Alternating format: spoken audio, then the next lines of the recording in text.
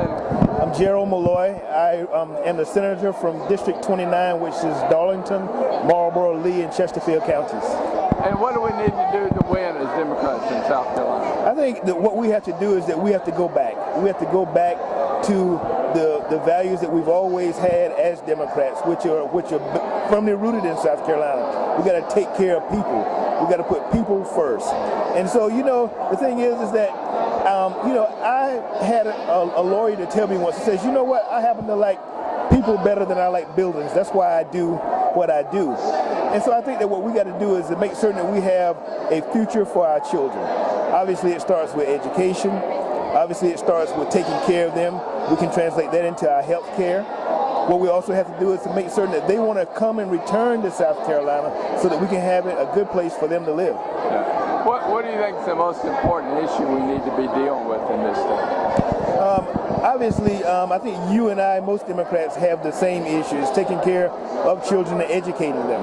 I think that the largest void that we have is educating the children. And we have to make certain that every child is entitled to the same opportunity. As you know, you and I have talked some about the laptop program. I think that the laptop program will create some equity in our educational system. I think that is one of the greatest things that we could do for the I-95 corridor.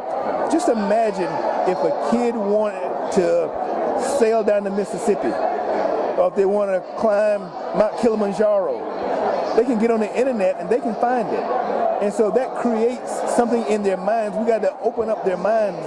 So then the same child that has an opportunity in an affluent area, that same child can have it in his mind no matter how affluent his area is. And I think that's what we have to give our children in South Carolina is hope, give them an opportunity to give them the ability to achieve. And I think that we have to continue to allow children to be able to go to college. I think that we have to expand the tuition grants and to make certain that the scholarships that we're giving, I know that we have to do it on merit, and we're not going to sacrifice that. But we also have to base it on need. And so that those children that are in need and have the opportunity to go to college, we have to make certain that they are able to go to college. Tell us about your broadband in rural areas.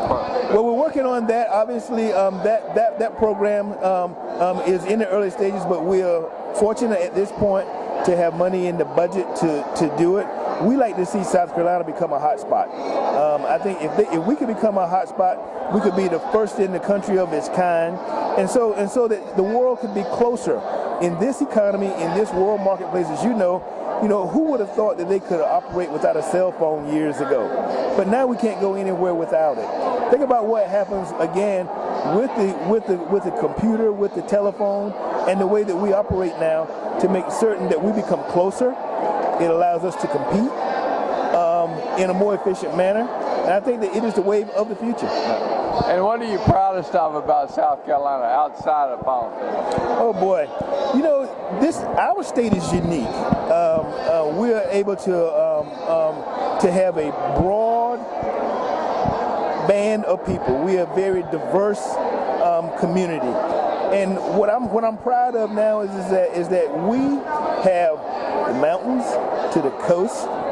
We have the rural areas, we have growing cities, and what we're having to do is merge them all together. I think South Carolina gives you the opportunity to know your neighbor. I think that in other states that I've had a chance to visit, in my neighborhood that I grew up in Chesterfield, South Carolina, it is rural America, but my neighbors down the street, they don't look at a person as to where they come from. They look at what you can become. And the only way that I can tell who you are is I can see the reflection in your eyes, you telling me who I am. And so we're all the same folks. We all have the same wants and needs for our children, for our families. We want to have a good, safe community to grow up in. We want to educate them, and we want to have jobs that we can end up working.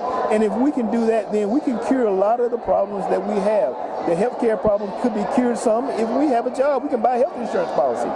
And so I think that we're proud of South Carolina because we have a community that's 30% African American, a growing Hispanic community, and we're all becoming closer to one another. And that's what I think I'm very, very proud of.